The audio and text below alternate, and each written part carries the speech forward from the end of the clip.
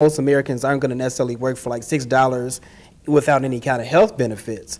But I think that people will do these jobs if they're really paid fair, especially for corporations that are making, large sums of money, that we're consuming their products. And, working class people provide these services. So I think the corporations, it should be incumbent for them to be able to provide, adequate and fair work. So what kind of things do you think can be done or that your organization will do to try and, press these corporations to be more responsible? Well, first of all, I want to dispel a couple of myths. Mm-hmm. Mexico, and we're talking about illegal aliens from all over the world, certainly, wherever you're from, but we've seen a lot of the Latino, the flags and stuff. Okay. Mm-hmm. Mexico is a very rich country. I personally believe that the motto of the rich Mexican elite is export poverty to the United States and let the stupid American taxpayer foot the bill. If Mexico didn't have the money, we'd be talking different. Certainly. But they do. Certainly. Why haven't sanctions been brought against Mexico? Their government prints guides for their people, how to cross the border, certainly, what to do once they get here. So they're a #1 culprit. You have to remember, in fact, just this week on Lou Dobbs, he stated that illegal immigration is costing the American taxpayer $100 billion a year. And these people are sending home $24 billion a year. Mm. So, the thing also, now you're asking what are things we can do? Truthfully, I don't want to point a finger at the large corporations. They are a big part of the problem. But the only way I believe change can come about is that the everyday average citizen take responsibility for their actions. Certainly. And I will be the first to say, I have voted in people into office, and I had no idea what they stood for, and I had no idea of their voting record.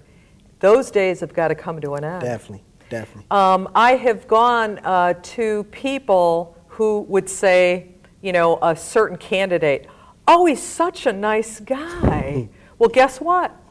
Nice guys are the reason that America is going down. Yes. And so if the voters cannot take the time to find out who they're voting for, and I'll tell you what, it's work. But we're coming now to a day and age in America where we've got to get out of our comfort zone because, we know that our freedom and our liberty was bought with blood, the blood of our soldiers. Freedom isn't free. Mm-hmm. And so as we continue to lose our liberty, I hope that the American people don't have such a low pain threshold that it's going to have to get so bad before they wake up. But they might have to. They may have to lose more jobs. They may have to lose their house. I don't know that. But it all comes, I tell people, you want to know why we're here at this place right now in America? Pick up a mirror and look in it. Certainly. We have to take responsibility. So, because we don't know who's in office. We see now illegal immigration. Sometimes people, we talk about ourselves as Democrat and Republican. Well, this is an issue that they're all selling out America with. Yes. It doesn't matter, which way you go. Definitely.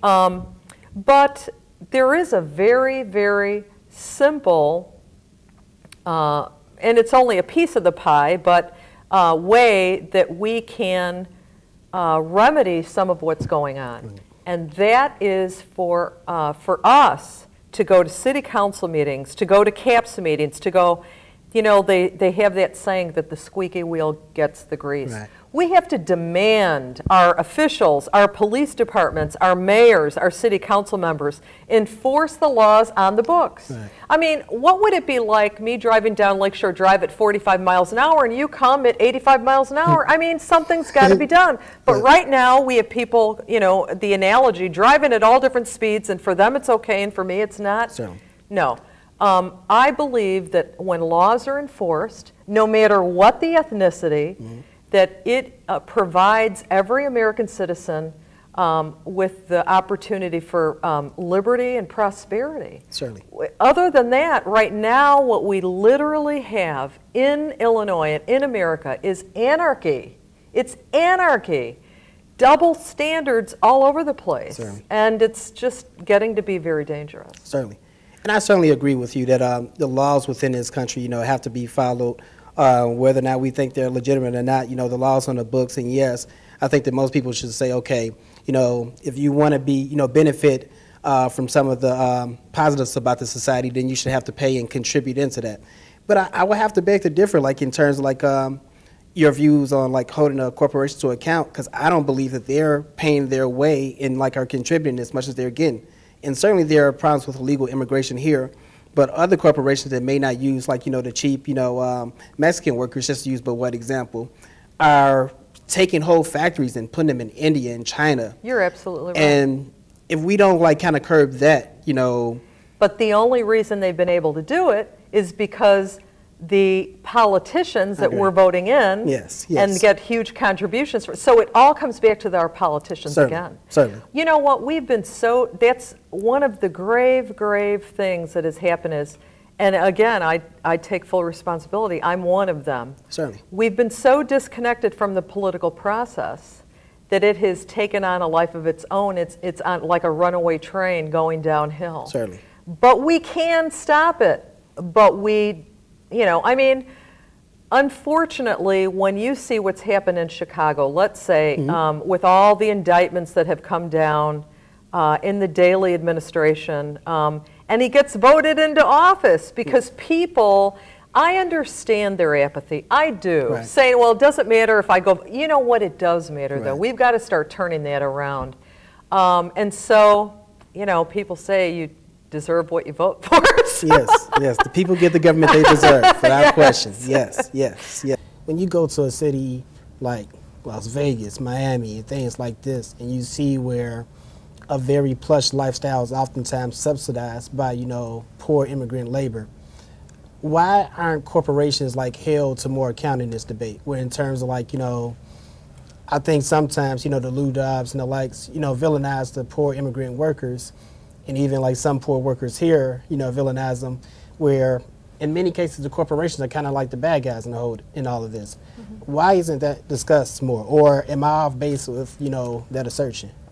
No, I think that is also part of the debate, right? I mean, these corporations should be held accountable because they are the ones that are hiring the undocumented workers. Sure. And if we create a law that is going to make these people have papers, then those corporations will have to pay them more, and there will be, I think, a better balance with other low-paid workers. Right. When you are competing, at the same level, because now if you don't have the papers, they can commit a lot of abuses towards you because you don't have any protections. Right. I want to put a question to you because definitely. I believe a lot of times that there is an elephant in the room that nobody's talking about. And so I'm just going to take the liberty to say something to you, and we can have a dialogue about it. Again, I am a woman of Mexican heritage. Certainly. And so I felt like after 9/11, I think America was yearning to see a person of Middle Eastern descent stand up and say, this is wrong. Right. And it didn't happen. Right. And who would have known my turn would have come up? And so, people call me a lot of different names, race traitor and a Nazi and Ku Klux Klan and stuff, because I oppose illegal immigration. And the truth of the matter is I pledge allegiance to the flag of the United States of America. And so all that saying, what I have been so totally disappointed in, because I have not seen leaders in the black community stand up against illegal immigration. Because I'll tell you, you and I know off the bat, the community that is getting hurt the most is the African American community. Certainly. And nobody wants to have this conversation. Certainly. And so I have had conversations with friends of mine, and they've said, well, we talk about it at parties and everything, but nobody wants to come out. And then you have, as far as I'm concerned, these self-appointed leaders like Jesse Jackson who will, listen, I saw Jesse Jackson on Lou Dobbs saying, and this is this is documented, I've seen this documentary, how African Americans were shut out of Katrina, rebuilding the city. They